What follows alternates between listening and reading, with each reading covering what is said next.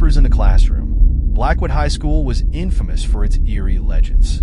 Students often whispered about strange events that couldn't be explained, but there was one story that no one dared to speak of: the story of Patrick. Patrick was an unusual student, one whom no one could truly understand. He always sat alone in the corner of the classroom, never participating in group activities. His unkempt hair, deep-set eyes, and cold face made him seem like someone who didn't belong in this world. But what made everyone uneasy were the rumors surrounding him.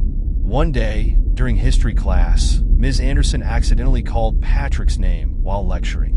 When she said it again, a strange silence fell over the room. No one understood why, but as soon as she called his name for the third time, a cold, icy breeze swept through the classroom, sending a chill down everyone's spine. Patrick, Ms. Anderson said his name a third time. As soon as Patrick's name was spoken for the third time, the classroom door slammed shut on its own, despite the absence of wind. The class exchanged uneasy glances, too frightened to speak. Patrick remained motionless, his eyes unchanged. But in his gaze, there was something unexplainable. Days passed, and the strange event seemed to be forgotten, until something unexplainable began to happen. One morning, as the class settled in, a student named Lisa suddenly collapsed in the middle of the lesson. She couldn't breathe, her throat constricted as if someone was strangling her. Some students screamed for help, but when the teachers arrived, Lisa had regained consciousness as if nothing had happened. Strangely, she could only remember being watched by someone, and that someone was Patrick. Things got worse when another student, Jason, experienced a similar phenomenon. He was tormented by a strange nightmare throughout the night, and when he woke up, his eyes were wide open, unable to blink throughout the class. Patrick's face appeared over and over in his dream, trapping him in an endless cycle. Once again, when Jason fainted, the teachers noticed his eyes staring at the ceiling, and unintelligible whispers seemed to come from his mouth. The situation grew more intense as students began to investigate Patrick and the mystery surrounding him. A group of friends decided to dig deeper, refusing to let fear control them. They found an old journal in the school library, detailing strange occurrences at Blackwood over the years. One entry read, "Patrick is a spirit unable to move on. He does not belong to this world, and he will appear when his name is called 3 times. Once his name is spoken for the 3rd time, he will take over the mind of whoever dares speak it." That evening, the group of friends decided to test the curse. They gathered in the empty classroom where Patrick often sat. Tom, the bravest of them, volunteered to call Patrick's name 3 times. "Patrick, Patrick, Patrick." As soon as the words left his mouth, the lights in the classroom went out. A cold, eerie silence enveloped the room, and the group heard soft footsteps from the dark corner of the room. When the lights flickered back on, Patrick stood there, right in front of them, but he was no longer the Patrick they knew. His appearance had changed. His cold face was now covered in dark shadows, and his eyes were no longer eyes but 2 deep, empty pits. Patrick's laugh echoed through the room, but it wasn't a human laugh. It was as though multiple breathless voices were trapped within his body, making the sound unbearable. The group froze, unable to move. They saw Patrick's eyes move from one person to another, as if searching for his next victim. Then, the lights flickered out once again. When the lights returned, Patrick was gone, but one of the group, Sarah, was no longer there. They searched through the night, but found no trace of Sarah. The remaining students returned home, terror-stricken, and no one dared to speak Patrick's name again. The following day, Sarah returned to school, but she was no longer Sarah. Her eyes were vacant, soulless, and she never spoke a word. Everyone felt as though something was wrong, as though Patrick was still there, watching, waiting. From that day forward, no one dared to utter Patrick's name again. Whispers about him still circulated in the halls, but everyone knew that once his name was spoken 3 times, the worst would happen. And so, Patrick remained in the shadows, waiting for someone to dare call his name again.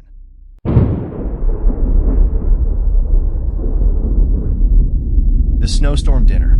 It It was supposed to be a simple dinner invitation. Sarah and Tom had been looking forward to the weekend getaway to a remote cabin deep in the woods, where they would celebrate a friend's engagement in peace and isolation. The storm warnings had been frequent, but they decided to go anyway.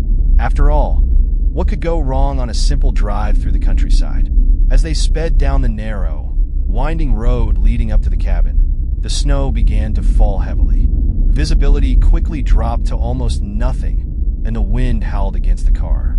Tom, ever the optimist, reassured Sarah that they'd be fine. They had the necessary supplies, and the GPS indicated they were close to their destination. But then, they saw the flashing hazard lights ahead. A car had pulled over to the side of the road, seemingly stuck in the heavy snow. The occupants hadn't yet tried to leave. Tom, ever the good Samaritan, slowed down, pulling up behind the car to see if they needed help.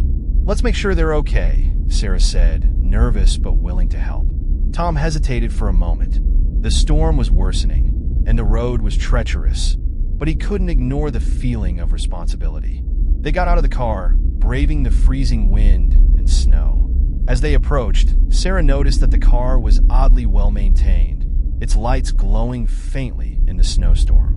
But there was something off about it. The snow around the car had no tire tracks, suggesting it had been there for much longer than they thought. "Hello," Tom called out, knocking on the frost-covered window. The window slowly rolled down, revealing a man in his mid-30s. He had a pale, gaunt face, his eyes sunken deep in their sockets, his skin a sickly shade of gray. "I'm stuck," the man said hoarsely, his voice barely audible over the storm. "My car broke down, and I'm waiting for help." Tom looked around, seeing nothing but a sea of white. "There's no signal out here," he said. "We're in the middle of nowhere. Are you sure you're okay?" The man nodded, though he seemed to struggle with his words. "Please, I don't want to be out here alone." There was a long pause. Sarah felt uneasy, but she didn't want to leave the man stranded. "We should help him, Tom. We can give him a ride to the cabin." Tom glanced at Sarah, then back at the man. There was something unsettling about the man's eyes, something that made the hairs on the back of his neck stand up. But the storm was growing worse, and he didn't want to be out there any longer. "All right, let's get you out of here. You're welcome to join us for the dinner at our cabin," Tom said reluctantly. The man nodded once more and opened the car door, stepping out slowly. He wore an old, threadbare coat, his clothes drenched by the snow, and his shoes looked as if they hadn't seen a proper cleaning in years. As they made their way back to the car, Sarah noticed that the man walked with a limp, dragging his left foot through the snow. She shot a concerned glance at Tom, but he was already helping the man into the back seat of the car. The man's skin was ice cold to the touch, and his presence seemed to drain the warmth from the vehicle. As they resumed their drive, the storm raged harder. Snow piled up quickly, covering the road and making it nearly impossible to see. The tension in the car was palpable, the eerie silence only broken by the sound of the wind howling outside. Hours passed, or at least it felt like hours. The wind whipped violently against the car, and the headlights seemed to do nothing to cut through the thick white storm. Sarah kept glancing nervously at the rearview mirror. The man in the back seat had not said a word since entering the car. His eyes were closed, and he appeared to be sleeping. But something about his stillness was unsettling. "We should be close," Tom said, his voice strained. "Just a few more miles." The words barely left his mouth when the car jolted and the engine sputtered. It was as if the car had just stopped running. Tom slammed his fist against the steering wheel, frustration and fear building in his chest. "Not now, not now," Tom muttered under his breath. He tried starting the car again, but it refused to budge. Sarah turned to look at the man in the back seat, hoping he might offer some advice. But the man was now staring at her with wide, unblinking eyes. His lips twitched in a faint smile, though his face was as cold as death. Tom's gaze snapped to the rearview mirror, but there was no sign of the snowstorm outside. It was as if they had entered a different realm. The snow had stopped, and the moon hung ominously in the sky, casting an unnatural, eerie glow over the landscape. They were surrounded by tall, skeletal trees, their branches twisting into strange, unnatural shapes. What is happening?" Sarah whispered, her voice shaking. The man in the back seat smiled wider, his lips stretching unnaturally. "I told you, you shouldn't have helped me." Suddenly, the windows of the car fogged up, and whispers filled the air, low and guttural, like voices coming from beneath the earth itself. Tom and Sarah's breath quickened, and a cold, suffocating panic crept into their minds. The man's form began to flicker, as though he was shifting between two realities. "Get out," he rasped, his voice now a distorted growl. "It's not too late. Get out before it's too late." Before they could react, the car door slammed open, and an icy wind swept through the interior, knocking them both to the ground. When they looked up, the man was gone, leaving only a trail of footprints leading into the dark woods. Terrified and disoriented, Tom and Sarah stumbled out of the car, but they didn't see the man. Instead, they saw something much worse. The woods around them were alive with movement. Figures, cloaked in shadows, surrounded them, whispering in languages that were impossible to understand. With nowhere to go, they ran, the snowstorm returning with a vengeance, blinding them as they fled. In the distance, they could hear the faint sound of a bell tolling, as though signaling their doom. But no matter how fast they ran, they never seemed to get any closer to the cabin. And as they stumbled through the snow, they began to realize the terrible truth. They were never meant to leave. The snowstorm had trapped them, and the man they had tried to help was the keeper of the storm, a vengeful spirit who had lured them into his world, where they would remain forever. By the time the storm cleared, the next group of travelers would find nothing but a car with a broken engine and a few fresh footprints leading into the trees. And as the legend of the Snowstorm Dinner would go, no one would ever speak of it again.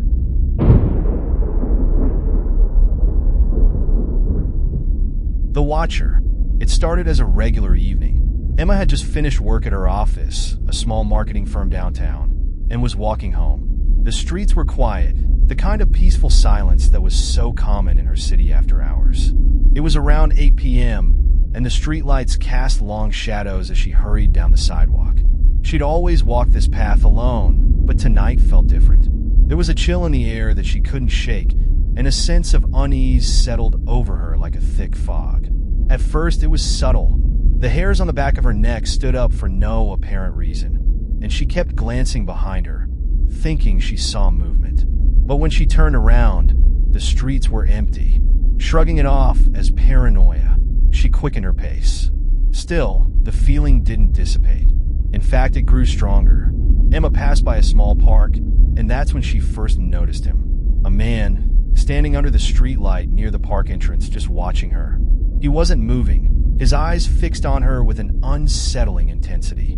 His face was partially obscured by the shadows, but something about the way he stood there, so still and unmoving, felt wrong. Emma's heart raced, and she tried to ignore the sinking feeling in her stomach. She pulled her jacket tighter around her and continued walking, convincing herself that it was nothing. Maybe he was just waiting for someone. But as she walked further down the street, she heard footsteps behind her. Slow, deliberate footsteps, the same steady rhythm as hers. She glanced over her shoulder, and there he was again, closer this time, trailing behind her, just out of arm's reach. Her pulse quickened, and panic began to rise in her chest. Why was he following her? There was no reason for anyone to be walking so closely behind her at this hour, and certainly no reason for him to match her pace so perfectly. Her breath became shallow as she tried to ignore the rising sense of dread that was threatening to consume her. She turned onto a side street, hoping to lose him in the twists and turns of the quiet neighborhood. But when she glanced over her shoulder again, the man was still there, his shadow stretching long in the streetlight's glow, just a few steps behind her. She quickened her pace, then broke into a light jog. Her heart pounded in her chest as she tried to rationalize her fear. Maybe it was a coincidence. Maybe he was just out for a walk like she was. But deep down, she knew something wasn't right. She arrived at her apartment building and quickly unlocked the door to the lobby, glancing back one last time. To her horror, the man was standing across the street, watching her. His eyes were cold and unblinking, his expression unreadable, but the way he stood there, waiting, sent a wave of terror through her. Without a second thought, she ran into the building, the doors slamming shut behind her. Her hands were trembling as she made her way up to her apartment. When she reached her door, she turned the key and rushed inside, locking it behind her. Emma collapsed onto the couch, trying to steady her breathing. Her mind raced with questions. Why had he been following her? What did he want? She looked around her apartment, checking the windows, the shadows in every corner, but there was nothing out of place. The man had vanished, or so it seemed. But even as she tried to calm herself, the feeling that something was wrong never went away. She couldn't shake the image of him standing across the street, staring at her with those emotionless eyes.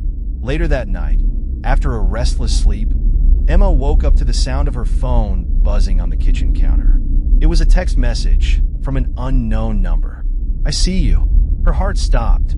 She stared at the message, her mind racing. Who was this?